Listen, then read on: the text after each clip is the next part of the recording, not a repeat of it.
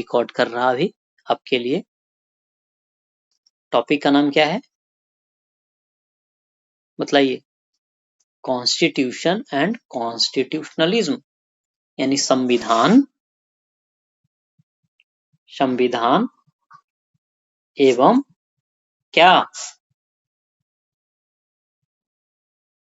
बोल नहीं रहे कोई। संविधान बात है ना। तो कॉन्स्टिट्यूशन जो है, संविधान जो है, कानूनी दस्तावेज है। एक है ना, कैसा दस्तावेज है? कानूनी दस्तावेज है। कानूनी दस्तावेज। हाँ, मतलब यह एक लीगल डॉक्यूमेंट है जो कि सभी स्टेक होल्डर्स को गाइड करता है। सभी जो भी धारक हैं उन्हें यह मार्गदर्शन करता है ताकि प्रभावशाली गवर्नेंस हो सके, इफेक्टिव गवर्नेंस हो सके, यानी जो शासन व्यवस्था हमारा प्रभावशाली हो सके, है ना। ISM जहां लग जाए वह क्या होता है? एक प्रकार का विचार धारा होता है। तो कॉन्स्टिट्यूशनलिज्म यानी कॉन्स्टिट्यूशन क्या है? एक लीगल डॉक्यूमेंट है जो कि सभी स्टेक होल्डर को एक प्रभावशाली शासन व्यवस्था के लिए मार्गदर्शन प्रदान करता है।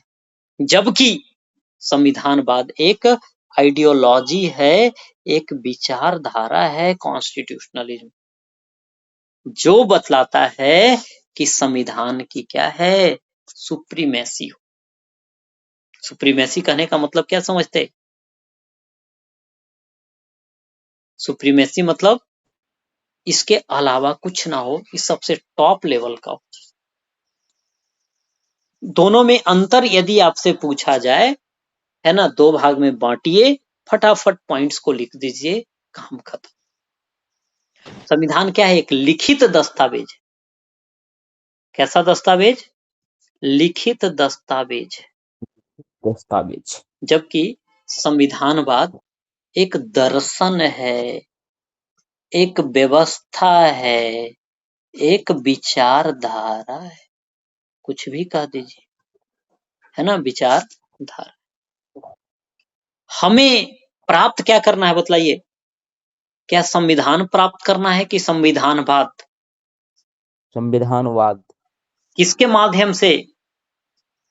संविधान के माध्यम से संविधानवाद को प्राप्त करना है। इसका मतलब यह हो गया कि संविधान साधन है तो संविधानवाद हमारा गोल अर्थात साध्य है, यानी हमें अचीव वही करने। पूजा के माध्यम से भगवान की प्राप्ति, है ना, अहिंसा के माध्यम से सत्य की प्राप्ति, यही तो है किनकी? महात्मा गांधी का कंसेप्ट, साधन और साध वाला। ठीक है, यह supreme law of the land होता है। किसी भी धरती पर जो सबसे टॉप लेवल का कानून होता है वह उसका संविधान होता है। और यदि संविधानवाद जहां होगा, है ना, वहां पे संविधान की सुप्रीमेसी होती है, सर्वोच्चता होती है ना। यह बताता है, संविधान क्या बताता है? Scope of power. मतलब क्या? कि सरकार के कौन कौन से अंग को कितनी शक्ति दी जाए या दी गई है। लेकिन यह क्या करता है संविधानवाद? सरकार का कोई भी अंग निरंकुश न हो जाए, इसके लिए यह रिस्ट्रिक्शंस लगाने का काम करता है। यानी यह लिमिटेड गवर्नमेंट की बात करता है ना। मतलब सरकार का हस्तक्षेप ना हो। जैसे आपने देखा होगा, यदि सरकार ज्यादा कंट्रोल लोगों पे करने लगे, अब खूब, है ना, देखते हो पुलिस देख करके लोग डरता है, तो सरकार का हस्तक्षेप है ना। सरकार क्या होना चाहिए? लिमिट, यानी पुलिस हम पे कंट्रोल कम करे, तब ना हमारा दिमाग फ्रीली सोच पाएगा। हम क्या होंगे? एक प्रकार से मेंटली आजाद रहेंगे, फिजिकली आजाद रहेंगे। लेकिन पूरी आजादी दे दी जाए तो किसी दूसरे का आजादी गड़बड़ हो सकता है। खैर, और देखा जाए तो संविधान सभी देश में होंगे, बट संविधान को मानने वाले जनरली डेमोक्रेटिक नेशंस ही होते हैं। अतः यह कहा जाता है कि संविधानवाद कहाँ देखने को मिलेगा, तो केवल और केवल लोकतांत्रिक देशों में मिलेगा। और इस प्रकार से देखा जाए तो क्या है, संविधानवाद डेमोक्रेटिक फीचर है, यानी कॉन्स्टिट्यूशनलिज्म एक लोकतांत्रिक विशेषता है जो कि संविधान पर आधारित होता है।